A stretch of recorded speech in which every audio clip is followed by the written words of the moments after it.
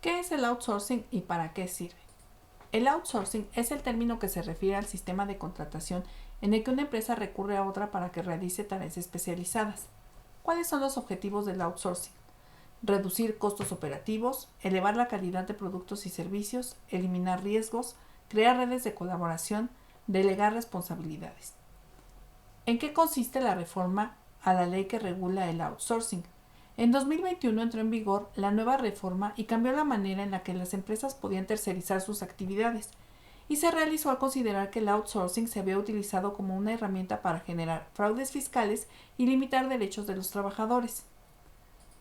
¿Cómo cambió la subcontratación en México? 1. Primero fue la prohibición de la subcontratación laboral en México. El artículo 12 de la Ley Federal del Trabajo establece que está prohibido poner trabajadores propios a disposición de otra empresa. 2. Servicios y obras especializadas. Se toman como una alternativa de la subcontratación y no la prohíbe por completo. De conformidad con el artículo 13 de la ley, se pueden subcontratar servicios específicos o la ejecución de obras especializadas siempre y cuando no formen parte del objeto social ni de la actividad económica principal de la compañía. 3. Registro en la Secretaría del Trabajo. Quienes prestan servicios de subcontratación de servicios especializados deben registrarse en el REPSE. 4. Formalizar la subcontratación mediante un contrato. El artículo 14 de la ley indica que la subcontratación de servicios especializados o la ejecución de obras especializadas debe formalizarse mediante contrato escrito. 5. Responsabilidad solidaria para las empresas. Las organizaciones que reciban estos servicios deben responder frente a los trabajadores en caso de incumplimiento de forma solidaria. 6. Presentaciones de informes al IMSS e Infonavit. Es obligación de las empresas contratistas presentar informes cuatrimestrales ante el IMSS y el Infonavit para evitar la celebración de contratos que no cumplan con las cuotas de seguridad social y de obligaciones fiscales. ¿Qué pasa si una empresa incumple la nueva ley de outsourcing en México? Con la reforma se estableció una sanción histórica en el país de hasta 50,000 UMAS y se convierte así en el incumplimiento laboral más caro para quienes contraten personal en México. Sin embargo, esta no es la única sanción. Se modificó el Código Fiscal de la Federación para catalogar a la subcontratación de personal como delito de defraudación fiscal. Así, los incumplimientos en este sentido se pueden castigar con hasta 3 años de cárcel. Prestaciones. Las prestaciones laborales son una parte importante del trabajo, que permite disfrutar de distintos beneficios adicionales a la nómina. La Ley Federal del Trabajo establece prestaciones laborales obligatorias. Sin embargo, hay empresas que pueden brindarte prestaciones superiores a la ley. Las prestaciones de ley son los beneficios que toda empresa debe darle a sus colaboradores, ya que es un derecho para ellos. Algunos de los tipos de prestaciones laborales establecidos por la Ley Federal del Trabajo son las siguientes: aguinaldo, vacaciones, prima vacacional, prima dominical, día de descanso, licencia de maternidad o licencia de paternidad, prima de antigüedad, periodo de lactancia, participación de utilidades y seguro social.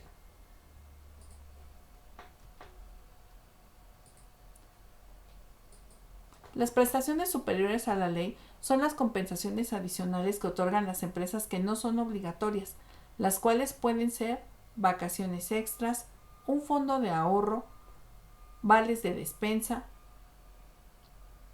bono de productividad, comedor, seguro de gastos médicos mayores o más días de vacaciones.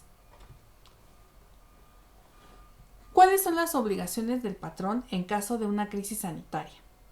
En caso de suspensión de labores por declaratoria de contingencia sanitaria, las relaciones de trabajo se suspenderán de manera temporal, por lo que los trabajadores estarán eximidos de presentarse al centro de trabajo y de prestar el servicio, debiendo reanudar sus actividades tan pronto termine la contingencia sanitaria. Los patrones tendrán la obligación de pagar a sus trabajadores únicamente la indemnización equivalente a un salario mínimo por cada día que dure la suspensión de labores, sin que pueda exceder de un mes. En este sentido, la ley establece que en caso de que la suspensión de labores exceda de un mes, los patrones no tendrán obligación de pago alguna. También se debe proporcionar a los trabajadores los medicamentos profilácticos que determine la autoridad sanitaria cuando existe peligro de epidemia. También se deben cumplir con las disposiciones que las autoridades determinen. La incapacidad por maternidad. La incapacidad por maternidad es una prestación que reciben las mujeres trabajadoras cuando están embarazadas para disfrutar de semanas de descanso antes y después del parto, y un subsidio de dinero igual al 100% del último salario diario de cotización. Para poder gozar de todos estos beneficios, debe tramitarse el Certificado Único de Incapacidad por Maternidad del IMSS, el cual ampara hasta 84 días naturales, cubriendo el periodo prenatal y el postnatal. Garantiza el 100% del salario y permite transferir desde 1 hasta 4 semanas del periodo prenatal al postnatal para el cuidado del bebé. No tramitar la incapacidad por maternidad ante el IMSS conlleva 3 consecuencias principales. Primero, se pierde el subsidio económico al 100% del salario. No se protege el empleo según la Ley Federal del Trabajo y el instituto no validará los días de ausencia para la recuperación médica. De acuerdo con el Instituto Mexicano para la Competitividad, el IMCO, 7 de cada 10 mexicanas que participan en el mercado laboral son madres. Por ello es importante conocer sus derechos. Asimismo, la incapacidad por maternidad es uno de los derechos de la mujer embarazada contemplado en la Ley Federal del Trabajo y es reconocido por el IMSS para procurar su bienestar. Tipos de contratos. En México, la Ley Federal del Trabajo define en su artículo 20 las relaciones de trabajo y los contratos individuales de trabajo. El contrato laboral es un documento clave en la relación empresa-colaborador en el que se plasman las condiciones de empleo, retribución, horarios y todas las obligaciones y derechos de ambas partes. La Ley Federal del Trabajo establece los siguientes tipos de contratos laborales. 1. Contrato de trabajo por tiempo indeterminado. Los contratos por tiempo indeterminado no establecen un límite de duración y contemplan relaciones de trabajo superiores a los 180 días. Contrato de trabajo por obra o tiempo determinado. Un contrato de trabajo por tiempo determinado es por un periodo limitado y no muy extenso. De acuerdo al artículo 37 de la Ley Federal del Trabajo, solamente puede realizarse un contrato de trabajo temporal en los siguientes casos: porque la naturaleza del trabajo así lo exige o porque se va a sustituir temporalmente a otro trabajador. Contrato de trabajo por temporada. Cuando se trata de una actividad periódica y fija, es decir, que se realiza solo cuando se presentan ciertas circunstancias cíclicas, se pueden celebrar contratos por temporadas que abarcan semanas, meses o años. Contrato de trabajo para capacitación inicial. Los contratos por capacitación inicial se pueden firmar previamente a un contrato por tiempo indeterminado con el objetivo de desarrollar habilidades o conocimientos necesarios para llevar a cabo el trabajo. Contrato de trabajo para periodo de prueba. Los contratos para periodo de prueba pueden firmarse antes de celebrar un contrato por tiempo indefinido y tienen la finalidad de verificar las calificaciones del trabajador y su compatibilidad con la empresa. Contrato de trabajo colectivo. Es el que celebran por un lado uno o más sindicatos de trabajadores y por otro lado uno o más patrones o sindicatos de patrones. Mobbing laboral.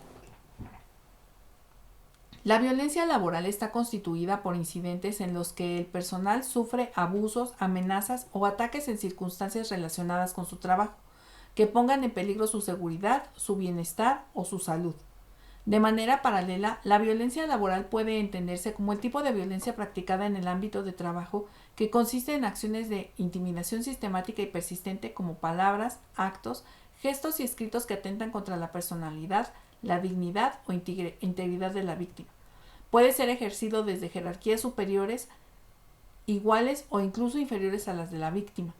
La definición de violencia laboral incluye el acoso laboral, el hostigamiento sexual y el acoso sexual. El hostigamiento es el ejercicio del poder en una relación de subordinación real de la víctima frente al agresor en el ámbito laboral, que se expresa en conductas verbales, físicas o ambas. Y acoso sexual, una forma de violencia en la que, si bien no existe subordinación, hay un ejercicio abusivo del poder que conlleva un estado de indefensión y de riesgo para la víctima, independientemente de que se realice en uno o varios eventos. ¿Cuáles son las normas oficiales mexicanas? NOM. Las normas oficiales mexicanas son disposiciones técnicas de carácter obligatorio elaboradas y publicadas por las distintas dependencias del Gobierno federal a través de la Secretaría de Economía. Su principal propósito es establecer parámetros mínimos de calidad, seguridad y protección al consumidor, así como lineamientos ambientales y de salud pública. ¿Cuál es la NOM 35 de la Secretaría del Trabajo? La NOM 035 STPS 2018 es una norma oficial mexicana que obliga a todas las empresas a identificar, analizar y prevenir los factores de riesgo psicosocial, como el estrés grave o la violencia laboral, promoviendo un entorno organizacional favorable y seguro para todos los trabajadores en México. Todos los centros de trabajo deberán cumplir con la NOM 35. Dependiendo de la cantidad de trabajadores, existen distintas obligaciones. Todos los centros de trabajo deben crear, implementar y difundir la política de prevención de riesgos psicosociales, identificar a colaboradores expuestos o acontecimientos traumáticos y severos. Si la empresa tiene de 16 a 50 trabajadores, además de lo anterior, deben evaluar el entorno organizacional y los factores de riesgo. Si son más de 50 trabajadores, además deben evaluar detalladamente los factores de riesgo psicosocial, realizar evaluaciones del entorno organizacional. Muchas gracias por su atención.